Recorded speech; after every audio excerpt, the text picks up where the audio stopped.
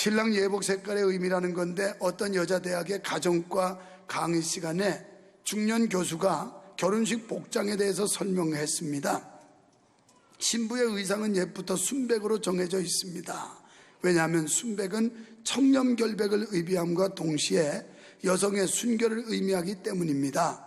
이것을 역사적으로 고찰해 보면, 그때 한 학생이 손을 번쩍 들더니 그럼 신랑의 검은 양복을 입는 것은 무엇 때문이죠?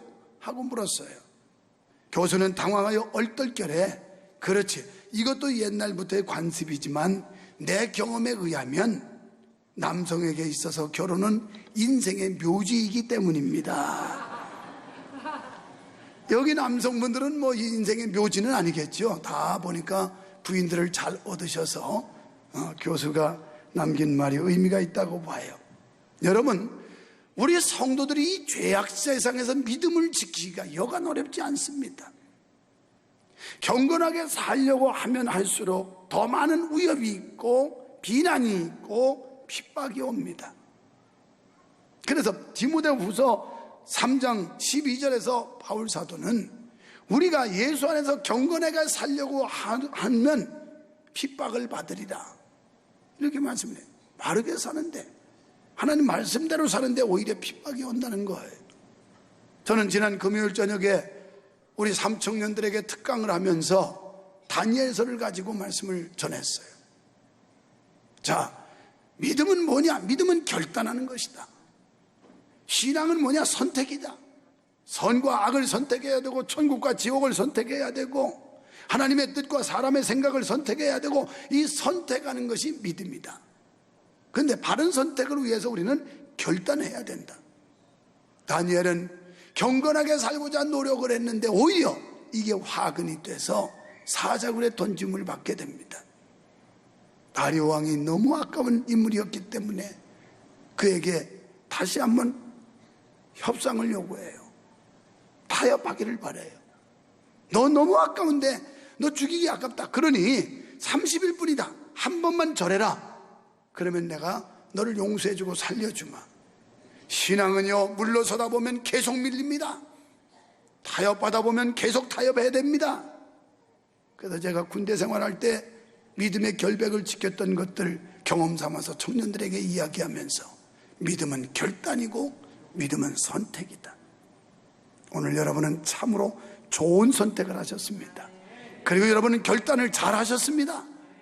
휴가 가지 않고 또 갔다가도 돌아오고, 2부 예배 때도 보니까 강릉까지 휴가 갔던 부부가 주일 때문에 돌아와서 얼마나 아쉬움이 남았겠어요. 모처럼 휴가인데 그냥 후리하게 좀 쉬면 좋을 텐데 그 주일 때문에. 어제는 영통에 신혼부부가 아파트를 하나 사서 들어갔다고 그래서 갔습니다. 이번 주간에 이제 휴가라 제주도 가는데 주말에는 또 주일 지키기 위해 다 올라와야 된다는 거예요. 요즘요, 주일을 무시하고 결단하지 못하는 성도도 있지만 오히려 그런 사람들보다는 여러분처럼 결단하고 선택을 잘하는 이런 성도도 있다는데, 기독교에 희망이 있고 한국교회 희망인 줄 믿습니다. 시편 119편 25절로 40절 본문은 성도가 세상을 살아가면서 느끼고 경험하는 두 가지 단면을 소개하고 있어요. 이 시간 상고할 말씀의 중심 사상은 이렇습니다. 기도할 수 있기에 성도는 어떤 경우에도 절망하지 않는다는 겁니다. 비록 상황이 압박을 해오고 환경이 옥조해 오고 그리고 대적들이 우리를 위협을 가한다 하더라도 우리는 기도할 수 있기 때문에 어떤 상황에서도 절망하지 않는다는 겁니다. 마침 이런 설교를 준비했는데 2부 성가대 찬양에 절망을 지우면 희망을 쓰시는 하나님, 이게 확 닿는 거예요. 우리가 절망을 떨쳐버릴 때, 하나님을 바라보고 기도할 때 하나님께서는 절망을 지워버리게 하고 희망을 써주시는 줄 믿습니다. 지금 성도는, 시인은 자신의 영적 상태를 볼 때 절망적이라는 거예요. 시인은 자신의 영혼이 진투에 붙었다고 고백합니다. 이는 영적 생활을 할 수 없는 무능력 상태를 의미해요.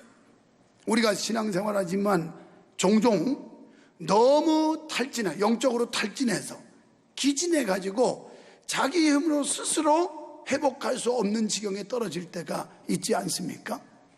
기도도 안 되고 예배도 가기 싫고 모든 만사가 다 짜증이고 불평스럽고 이럴 때가 있습니다. 지금 시인도 얼마나 대적들의 세력이 강했고 환경적인 압박이 있었던지 지금 하나님 앞에 기도하기를 나를 살려주세요. 하나님 나 좀 살려주세요. 이 말이 오늘 나를 소송케 하소서. 소송케 하다는 의식이 없던 자가 의식이 돌아온다 이런 뜻이에요. 소송.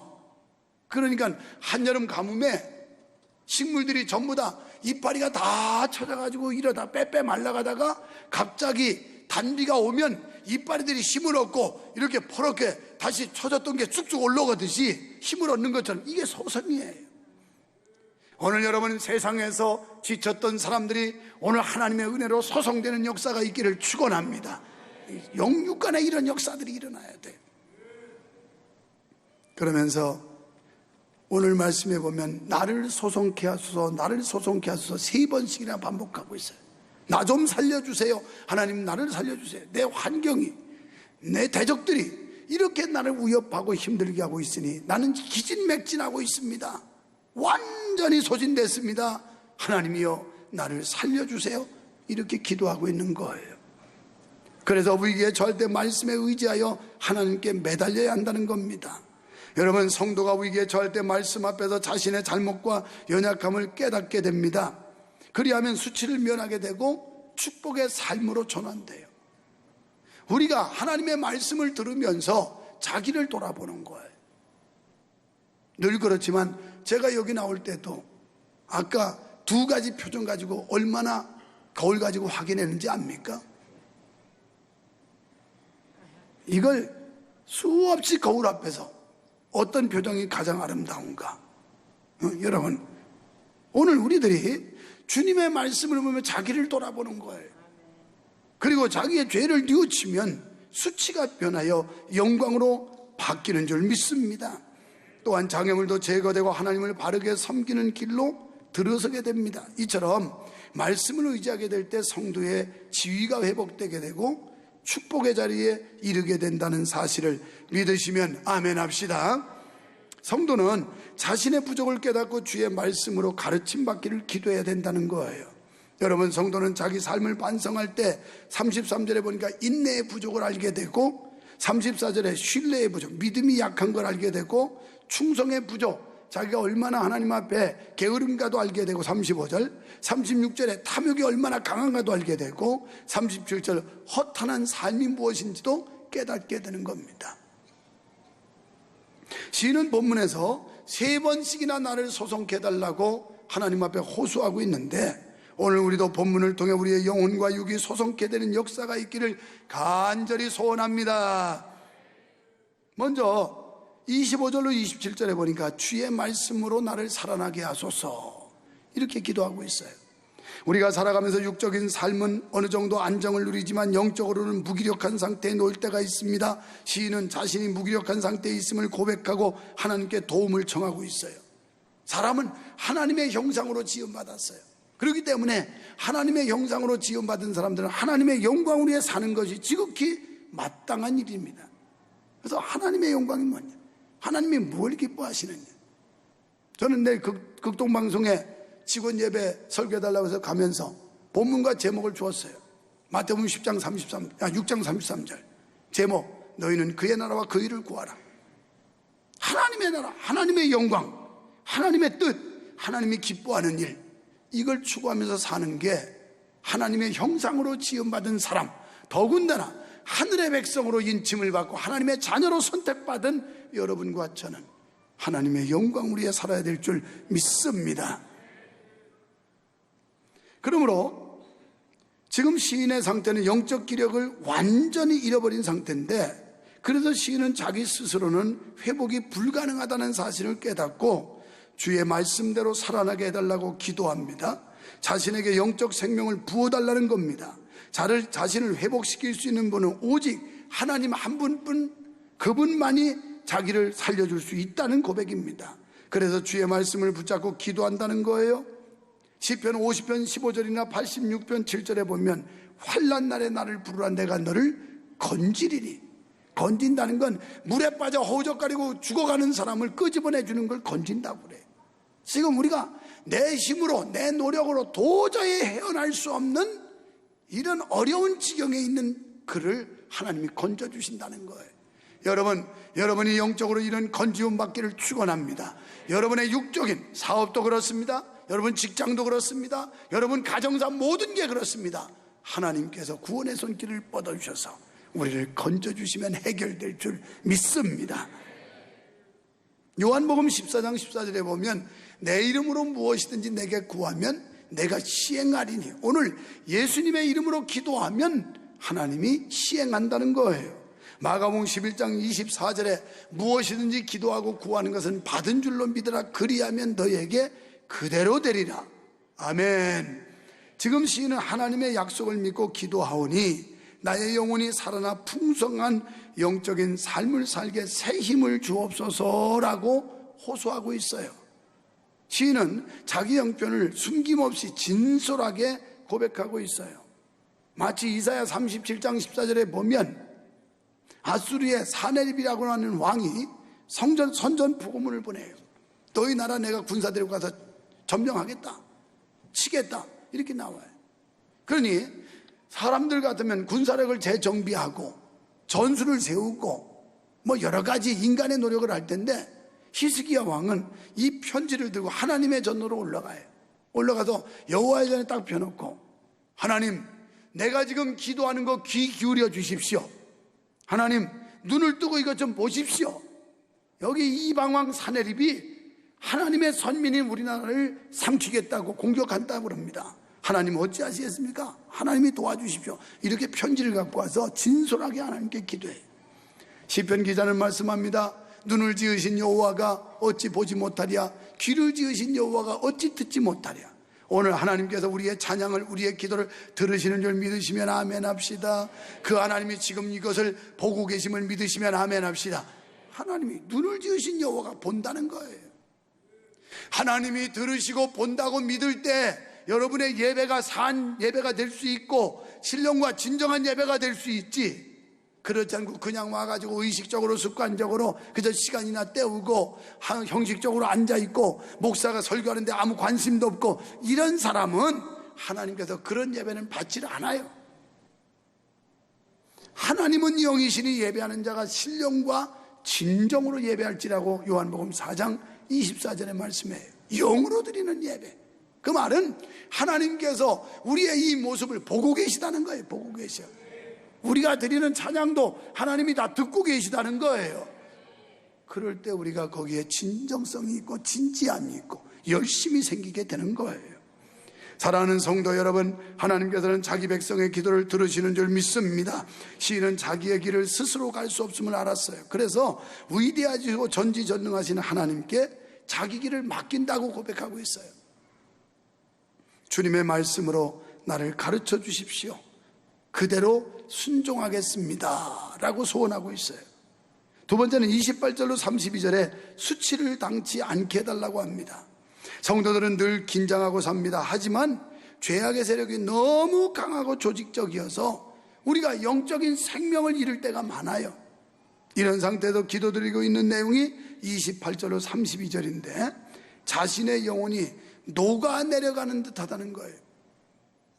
이 슬픔과 고통, 위협, 이런 것들 때문에 내 영혼이 지금 녹아내려갑니다. 이건 어떤 뜻이냐면 열에 의하여 초몸이 이렇게 녹아내려가는 거, 이걸 말하는 거예요. 그러니까 이 세력들, 악한 세력들과 대적들과 어려운 환경 때문에 내 영혼이 지금 녹아내려갑니다. 이런 느낌이라는 거예요. 그런데 반대로 회개하는 영혼은 죄로 인한 슬픔과 고통이 녹아내려요. 하나님 앞에 회개하면 우리 속에 가지고 있는 죄, 이 죄 때문에 왔던 슬픔, 고통, 한숨, 이런 게 막 녹아내려가는 거예요. 없어진다는 이 말이에요. 정반대의 역사가 일어나요. 그래서 우리는 하나님 앞에 기도하는 겁니다. 뭐라고요? 수치를 당치 않게 해달라고. 적어도 내가 하나님의 백성 아닙니까? 내가 하나님의 자녀 아닙니까? 하나님이요, 하나님의 이름을 수치스럽게 만들지 않고 하나님의 명예를 실추하지 않고 내가 수치를 당하지 않도록 하나님 날 도와주십시오. 그 반대말은 잘 된다는 거 아니에요? 수치의 반대말은 영광 아닙니까? 높임 받고. 이런 은혜가 여러분에게 있어지기를 축원합니다. 시인은 하나님의 약속을 굳게 믿고 내게 힘을 주시어 의무를 행하게 하시고, 의무가 있다는 거예요. 아까 제가 괜히 포지션이라고 하는 게 나온 게 아니에요. 자기 위치, 의무가 있어요. 역할이 있다는 거예요. 자기 의무를 감당해야, 그래야 수치를 명쾌하고 그런 사람들을 존귀하게 하고 영광스럽게 하고 하나님이 높여주시는 거예요. 그래서 의무를 행하게 하시고, 그 다음에 유혹을 이기게 하시고. 우리 사는데 얼마나 많은 유혹이 있는지 몰라요. 고난을 기쁨으로 이기게 하소서, 이렇게 기도하고 있어요. 여러분, 다윗 같은 성군도 유혹에 넘어졌어요. 그렇다면 우리가 다윗보다 훌륭합니까? 우리가 조금이라도 방심하면 언제 유혹에 휩쓸리고 넘어갈지 모른다는 거예요. 때문에 이런 거짓과 유혹에서 떠날 수 있고 이길 수 있는 길은 말씀의 능력밖에 없는 줄 믿습니다. 가르치는 스승이 없이 배운다는 것은 거짓말입니다. 우리는 말씀의 가르침을 잘 받아야 합니다. 그래서 세 번째 33절로 35절에 주의 율례를 가르쳐달라고 기도하고 있어요. 여러분, 우리가 말씀에 밀착하여 말씀을 떠나지 않는 삶을 살면 결과적으로 수치는 떠나고 영광에 이르게 될 줄로 믿습니다. 말씀에 밀착해야 돼요. 또 주님과 밀착해야 돼요. 주님이 늘 강조한 게, 너희가 내 안에, 내 말이 너희 안에 있으면 이 사람은 과실을 맺는다, 많이 맺는다는 거예요. 그러니까 주님의 말씀에 밀착되고 주님과 함께하는 삶을 살면 수치는 떠나가고 영광이 찾아온다는 거예요. 주님의 보호하심과 인도하심이 없이는 우리는 쉽게 넘어질 수밖에 없습니다. 그래서 시인은 34절에 보면 내가 주의 법을 전심으로 지키겠다. 건성이 그냥 건성이 아니에요. 시인은 단순히 성경을 아는 지식에 머무는 게 아니라 주의 법을 준행하겠다고 약속을 해요. 하나님 말씀대로 살겠다는 거예요. 설교 말씀 들은 대로 실천하겠다는 겁니다. 지금 오늘 현대 교인들이 뭐가 문제냐? 설교 말씀으로 들은 거로 끝나요. 교회 바깥에 가면 깡그리 다 버려요. 그리고 제 멋대로 살아요. 제 생각대로 살고. 이러니까 변화가 없는 거예요. 이러니까 축복이 없는 거예요. 우리가 주님 말씀대로 주님 뜻대로 살면 반드시 복이 오게 돼 있어요. 반드시. 나는 그걸 확실히 믿는 사람이에요. 왜 아멘 안 해? 복을 못 받아서 그러지. 나만큼 복을 받아봐. 하나님은 역시 축복의 하나님이다. 위대한 하나님이다. 오늘도 새벽에 일어났더니 비가 쫙쫙 오더라고. 여러분 몰랐겠지만 하나님, 비 오면 안 돼요. 예배 시간에 비 오면 불편이 보통이 아니에요. 우리 성도들 저 멀리가 차 타고 올라오면 여간 어렵지 않아요. 비 끝이야 됩니다. 그래도 일부 예배 딱 오니까 비가 딱 그쳤어. 하나님은 내 편이야, 내 편. 까불지 마, 내 편이야. 난 그렇게 믿는 사람이야. 아니, 일기까지도 나를 중심으로 움직이는 것 같아, 그분이. 너무 이기적인 것 같지만, 독선적인 것 같지만, 난 그 배짱 가지고 사는 사람이야. 하나님 내 편. 그러나 그 하나님이 나의 하나님뿐이 아니라 여러분의 하나님이에요. 여러분도 하나님의 뜻대로 하나님의 영광 위에 살면 하나님은 반드시 여러분과 함께 하시고 복을 주시는 줄 믿습니다. 이런 하나님을 믿어야 이게 살맛이 나지. 그래야 나를 소송케 하고 힘이 나지. 죽은 하나님 믿으니까 맥 빠져가지고 헬렐리 이러고 앉았지. 어깨는 그냥 한없이 쳐져가지고 이러고서 아이고 나 죽지 못해서 왔어요. 이런 사람도 오늘 살아서 가기를 바랍니다. 살아서. 여러분, 지금 시인은 우리가 아는 것은 힘이라는 거예요. 확실히 알고 난 후 그 가치까지 알게 되었으니 전심하여 집중하여 우선하여 자발적으로 지키겠다는 거예요. 하나님의 말씀을 전심하고 집중하고 우선해서 자발적으로 내가 하나님의 말씀을 지키겠습니다. 여러분, 인간의 지혜로 헤아릴 수 없으나 꼭 따라야 할 것이 있습니다. 그것은 하나님의 통치와 주권을 인정하고 자기 책임을 다하는 거예요. 도무지 내 생각으로는 이해가 안 되는 부분이 있어요. 하나님이 하시는 일이. 뭐 다니엘 같은 경우도 마찬가지 아니에요. 요셉도 마찬가지고요. 그러나 결과적으로 하나님은 과정 이후에 결과는 가장 좋은 것으로 가장 좋은 시기에 우리에게 주시는 그런 보상의 하나님이라는 걸 우리는 성경을 통해서 믿어야 됩니다. 시인도 하나님의 주권적 통치가 이해 안 되는 부분이 많았지만 말씀으로 해결받기를 간절히 호소했습니다. 그래서 시편 73편 28절이나 전도서 5장 1절에서 하나님을 가까이 하는 것, 하나님의 말씀을 듣는 것이 복이라 그랬어요. 오늘 우리는 복받은 사람들이 돈 좀 없으면 어때요? 사회적 지위 좀 없으면 어때요? 성경이 가르치는 복을 받았잖아요. 어떤 사람? 바로 우리들이 하나님을 가까이 해서 여기 나왔으니 우리는 복받은 사람. 옆에 사람 보고 우리는 복받았습니다. 성도님은 복받았습니다. 표정이 왜 그래요? 개뿔이나 이런 복은 난 싫어요. 돈이나 많이 벌었으면 좋겠어요. 그래요? 그까진 돈은 있다가 없어지고 없다가 생기고 돌고 도는 게 그래도 돈이야. 도는 거야. 벌고 쓰고 계속 회전되는 게 경제순환이에요. 근데 우리가 세상적인 권위, 권세 이런 거 없어도 오늘 하나님의 말씀을 듣는 거 이게 복이래요. 하나님의 말씀을 들을 수 있는 귀를 주셨고 말씀을 듣고 감동받을 수 있는 우리의 마음을 주셨고 이게 얼마나 큰 복인지 몰라요. 아멘 하는 자에게는 놀라운 은혜와 축복이 있을 줄 믿습니다. 아까 한 사람인데 지금도 돼. 지금도 아직도 안 한 사람은 없어. 다 끝났어요. 성도가 하나님의 말씀을 고넬료처럼 겸손한 자세로 들을 때 변화받는 능력이 일어나요. 고넬료는 군대 지휘관이었어요. 자기 부하가 아픈 것 때문에 예수님께 와서 고쳐달라고 그래요. 예수님께서 내가 너희 집에 가겠다 그러니까 고넬료가 뭐라고 그러냐면 오실 필요 없사옵나이다. 예수님을 거절한 게 아니에요. 거부한 게 아니에요. 저도 군대 지휘관으로서 부하가 있는데 오라고 그러면 오고 가라고 그러면 갑니다. 그러니 주여 제게 말씀 하시옵소서 제가 그대로 따르겠습니다. 이 사람도 그런 조직사에서 있어봐야 이게 뭐가 또 체계도 한다니까. 이게 이런 경험이 없는 사람들은 아나무인이야. 그런 사람을 뭐라 그래? 노가다라고 그래. 노가다.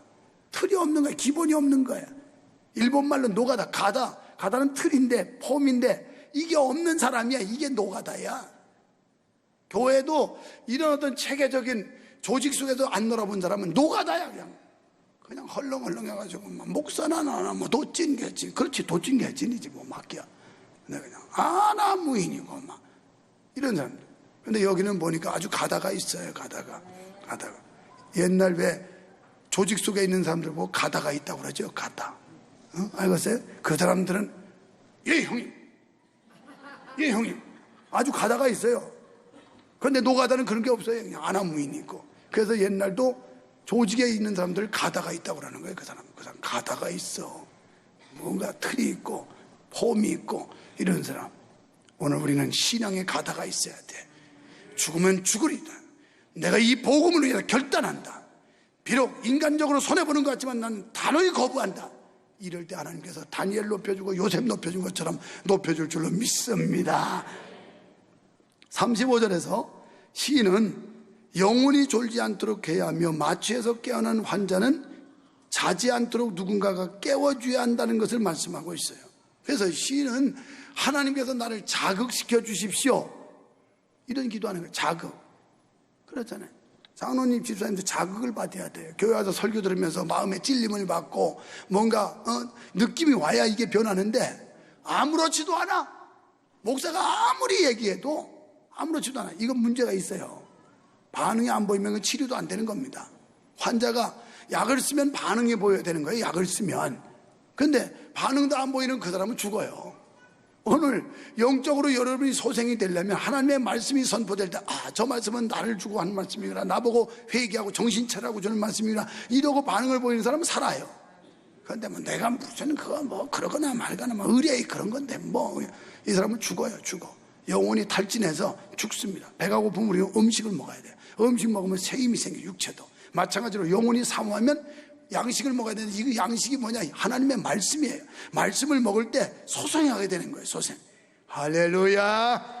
그래서 요한 3서 2절에 보면 내 영혼이 잘됨처럼 범사가 잘되고 강건하기를 원하노라. 영혼이 잘돼야 범사가 잘된다는 거예요. 하나님과의 관계가 잘돼야 사업도 잘되고 직장도 잘되고 또 그렇게 잘돼야 제대로 그걸 건사하지. 하나님과 관계가 파괴됐고 어그러졌는데 그런 거 잘되면 전부 세상으로 가서 타락해버려요. 오히려 그건 화야 화. 오히려 자극을 받아가지고 충격을 받아서 교회 올 때마다 그래 정신 차려야지, 그래 열심히 해야지, 이런 마음이 들어야 그게 정상이에요. 여러분 자녀에게 가장 큰 스승은 여러분입니다. 우리 4살짜리 손녀가 있는데 그 아이가 지 엄마가 유치원 선생님이 전화한 걸 그대로 신용을 하는데 어떻게 하냐면 지 엄마가 이제 뭐 일하면서 요즘 뭐 이거 다 이렇게 하잖아요. 네 선생님, 네. 아 지우가 좀 이랬더니 요 어린애가 지 엄마는 거 그대로 보고 핸드폰 욕을 하고 네 선생님, 네. 지우가 좀 보는 대로 하는 거예요. 보는 대로. 이거 얼마나 무서운지 아세요? 여러분이 어떻게 행동하느냐에 따라서 여러분 자녀들이 그대로 닮아요. 믿음의 본, 믿음의 스승 잘 보이셔야 됩니다. 오늘 여기 나오신 여러분, 깔아진 영과 육의 하나님의 말씀의 은혜로 서성케 되는 놀라운 역사가 있으시기를 주님의 이름으로 축원합니다. 축원합니다.